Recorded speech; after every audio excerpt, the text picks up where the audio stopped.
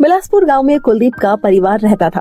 कुलदीप के परिवार में उसकी बूढ़ी माँ कौशल्या और पत्नी सुमन और बेटी पूजा रहा करती थी। उनका परिवार काफी गरीब था। हमेशा उनके परिवार में खाने पीने की कमी रहा करती थी। बड़ी मुश्किल से उन्हें 1 या 2 वक्त की रोटी मिल पाती थी। कुलदीप की पत्नी सुमन बहुत मुश्किल से अपने घर का गुजारा चलाती थी। बूढ़ी माँ की दवाइयों का खर्चा, बेटी पूजा की पढ़ाई का खर्चा और खाने पीने का खर्चा सब कुछ कुलदीप के कंधों पर था। ऐसे ही दिन बीत रहे होते हैं। एक दिन पूजा स्कूल से आती है और बोलती है, माँ मुझे आज टीचर ने मेरे नए सब्जेक्ट की किताब लाने के लिए बोला है। आप मेरे लिए किताब ले आइए।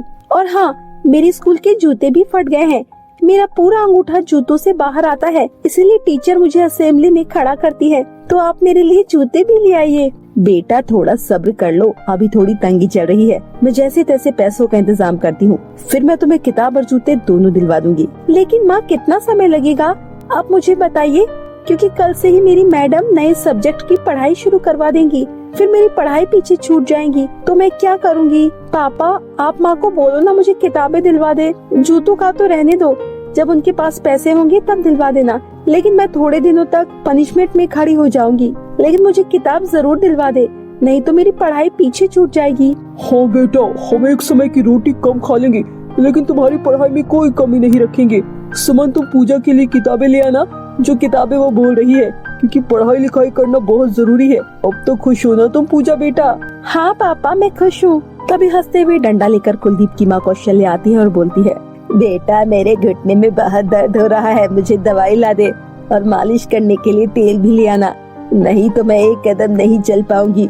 माफ करना माँ, अभी थोड़ी तंगी चल रही है। बड़ी मुश्किल से पूजा बिटिया के लिए किताबें ला रहे हैं। आपकी दवाई और मालिश का तेल मैं 1-2 दिन में लाने की कोशिश करूँगा। आप समझ रही है ना माँ? कोई बात नहीं, तुम चिंता मत करो। मैं माँ के पैर में सरसों के तेल से मालिश कर दूंगी, उन्हें थोड़ा बहुत आराम तो मिल ही जाएगा। बाकी आप सब बातें छोड़ दीजिए, चलिए खाना खा लीजिए। आज दाल रोटी खा लो, कल से चटनी रोटी खानी होगी। बेटा एक सूखी रोटी मिल जाए वही बहुत है जिंदा रहने के लिए। सुमन सबको खाना परोस देती है, जिसके बाद सभी लोग खाना खा लेते हैं। ऐसे ही 2-4 दिनों तक वो लोग चटनी रोटी खाकर अपना गुजारा करते हैं। मजबूरन पूजा को भी यही सब खाना पड़ रहा था।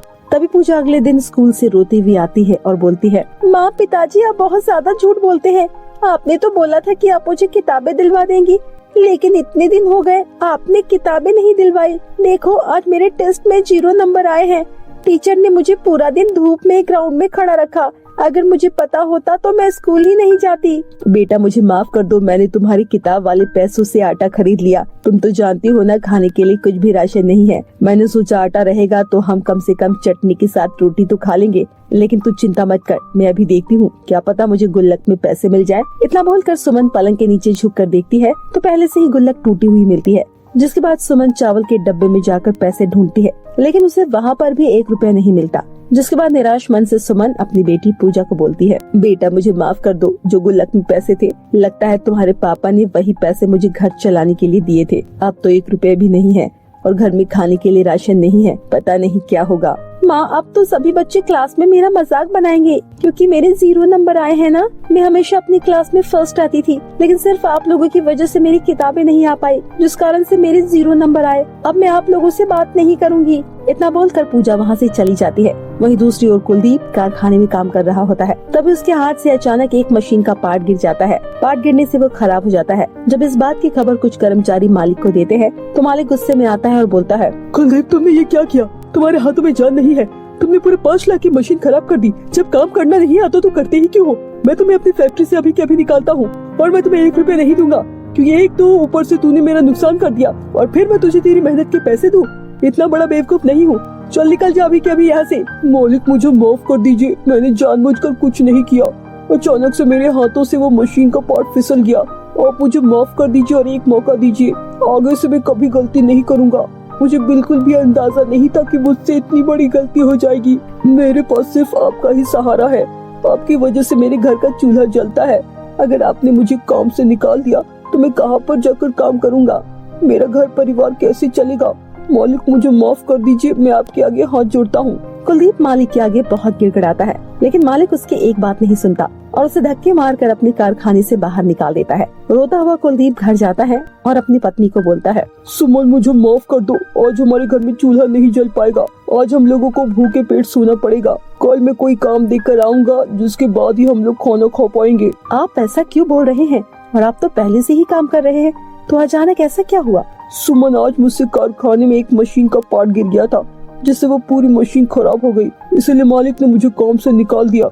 मुझे माफ कर दो, मैं आप लोगों को एक वक्त की रोटी भी नहीं दे पा रहा हूँ। कोई बात नहीं बेटा, हम लोग भी खुद अपनी आंखों से देख रहे हैं तुम्हारे साथ क्या क्या हो रहा है। हाँ, आप चिंता क्यों करते हैं, सब कुछ ठीक हो जाएगा।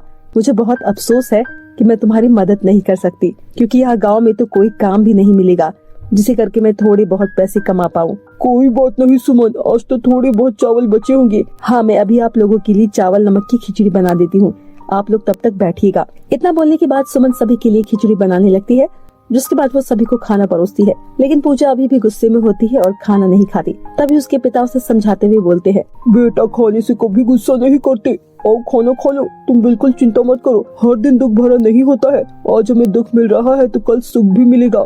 जरूरी नहीं कि तुम्हें आज किताब नहीं मिल पाई तो कल ना मिले। मैं अपनी बच्ची के लिए मेहनत करूंगा और उसके लिए किताब भी लाऊंगा। अब आ जाओ मेरे पास, खाना खा लो। पापा, आपने उस दिन भी ऐसे ही बोला था और किताब नहीं लाए, मैं आपसे नाराज हूँ। कुलदीप अपनी बेटी को बहुत मनाता है, जिसके बाद पूजा आखिरकार मान जाती है और हंसी खुशी से खाना खा लेती है। सभी लोग खाना खाकर सो जाते हैं। अगले दिन सुबह सुबह कुलदीप अपनी बेटी पूजा को छोड़ने के लिए स्कूल जाता है और वहीं से काम की तलाश करने लगता है। यहाँ सुमन अपनी बूढ़ी सास के साथ घर पर होती है। तभी एक बूढ़ी अम्मा उनके घर का दरवाजा खटखटाती है। तभी सुमन दरवाजा खोलती है तो बूढ़ी अम्मा बोलती है, राहत भगती है बेटा, कुछ खाने का दे दो, बड़ी दूर से चल कर आ रही हूँ, अब और नहीं चला जाता। तभी सुमन बोलती है, अम्मा जी आप अंदर आइए, बाहर क्यों खड़ी है? सुमन इतना कहकर पानी लेने के लिए चली जाती है और पानी लाकर बूढ़ी अम्मा को देती है। लीजिए अम्मा जी, पानी पी लीजिए। बेटा मुझे तो बहुत भूख लगी है, कुछ खाना है तो खिला दो। मेरे घर में तो थोड़ा सा चावल बचा है जो हम लोग आज खाएंगे, अब मैं क्या करूँ? अम्मा जी को मना भी नहीं कर सकती हूँ। कोई बात नहीं, मैं अम्मा जी को खिचड़ी बनाकर खिला देती हूँ, क्या पता आज इनको काम मिल जाए। क्या हुआ बेटा, कहाँ खा गई? कुछ नहीं अम्मा जी, मेरे घर में सिर्फ थोड़े चावल है, मैं आपके लिए कुछ अच्छा खाना तो नहीं बना सकती हूँ, लेकिन हाँ मैं आपके लिए स्वादी खिचड़ी बना सकती हूँ, क्या आप वो खा लेंगी? हाँ बेटा, जो तुम खिलाओगी मैं सब खा लूंगी। अम्मा के इतना बोलने के बाद सुमन अम्मा के लिए खिचड़ी बनाती है। थोड़ी देर बाद खिचड़ी बन जाती है, जिसके बाद वो अम्मा जी को परोस देती है। अम्मा जी बड़े ही चाव से खिचड़ी खाती है, जिसके बाद वो बोलती है, बेटा कितनी स्वादिष्ट खिचड़ी बनी है, मजा ही आ गया, मुझे तुम्हारे हाथ की खिचड़ी अच्छी लगी। चलो मैं चलती हूँ, तुम्हारा बहुत बहुत शुक्रिया, भगवान करे तुम हमेशा खुश रहो और तुम्हारे घर में कभी किसी चीज की कमी ना हो। इतना बोलकर बूढ़ी अम्मा घर से बाहर निकलती है तो उनको एक आम का पेड़ दिखाई पड़ता है। तभी वो सुमन को बोलती है, बेटा तुम्हारे आंगन में जो आम का पेड़ लगा है उस पर भी तो आम लगे हुए हैं, लेकिन तुमने मुझे खिलाए क्यों नहीं? नहीं अम्मा जी, ये तो बिल्कुल सूखा पेड़ है और इस पर तो एक भी आम नहीं लगा है। इतने में बूढ़ी अम्मा आम के पेड़ के पास जाती है और बूढ़ी अम्मा कूद कर एक आम तोड़ती है और ले जाकर सुमन को देती है। तभी उतने में वो सूखा आम का पेड़ बिल्कुल हरा भरा आम का पेड़ बन जाता है, जिसे देखकर सुमन हैरान रह जाती है और इतने में अम्मा जी गायब हो जाती है। तभी सुमन डरते हुए बोलती है, अरे अचानक अम्मा जी कहाँ गायब हो गई? ये तो बिल्कुल जादू जैसा लग रहा है। तभी सुमन के हाथ में जो आम होता है वो बोलता है, क्या अब तो मुझे यूं ही पकड़ कर रखोगी? मैं एक जादुई आम का पेड़ हूँ, तुम चाहो तो मुझसे कुछ भी मांग सकती हो। लेकिन मैं तुमसे कुछ भी कैसे मांगू? सुमन, मुझे तुम जमीन पर रख दो और बोलो, हे जादुई आम, कर दे मेरा बेड़ा पार और मुझे दे दे कोई उपहार। ये कहकर तुम जो भी मांगोगी वो तुम्हें मिल जाएगा। जिसके बाद सुमन आम को नीचे रख देती है और बोलती है, हे जादुई आम, कर दे मेरा बेड़ा पार और मुझे दे दे राशन का सारा सामान। इतना कहते ही सुमन के घर में राशन का पूरा भंडार आ जाता है, जिससे सुमन हैरान हो जाती है। जिसके बाद वो और उसकी सास उस आम को खा लेते हैं। सुमन अपने सास और पति को सारी बात बताती है। सबको उसकी बातों पर यकीन हो जाता है।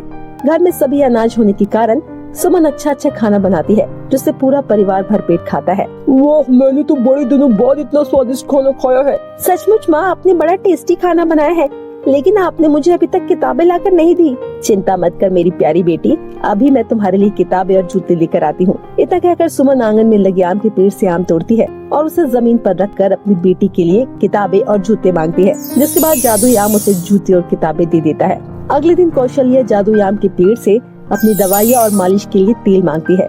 ऐसे ही सुमन की सास कौशल्या ठीक हो जाती है। एक दिन बहुत तेज बारिश आती है, जिस कारण से सारी छत टपकने लगती है। तभी अगले दिन कुलदीप अपने घर के लिए एक जादूयाम तोड़ता है और उसे जमीन पर रखकर अपने लिए एक अच्छा सा घर मांग लेता है। जादूयाम का पेड़ उसे घर भी दे देता है, जिसके बाद सभी लोग हंसी खुशी उस घर के अंदर रहते हैं।